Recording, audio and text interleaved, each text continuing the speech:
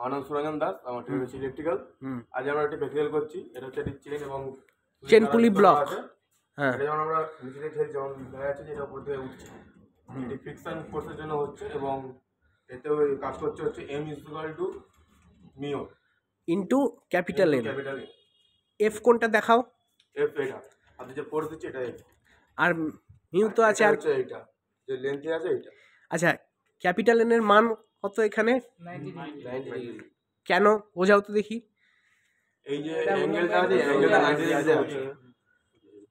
আচ্ছা, মিউ কি সব সময় কনস্ট্যান্টে হয়? কনস্ট্যান্ট হয় যতক্ষণ না বাইরে থেকে কোনো ফোর্স দেওয়া আছে ততক্ষণ কনস্ট্যান্ট থাকে। ঠিক আছে, ওকে। আচ্ছা, এক মিনিট, তুমি এবারে বলো এখানে মিউ এই একটি বস্তুর জন্য সেটি কি সবসময় ধ্রুবক? কেন ধ্রুবক বোঝাও তো দেখি, দেখে কি মনে হচ্ছে কেন? কারণ এটা স্যার যখন স্থির থাকে তখন সবসময় একই কনস্ট্যান্ট একইভাবে থাকে, তাই জন্য স্যার। মানে একটি মেটেরিয়ালের জন্য ওটি সবসময় ধ্রুবক।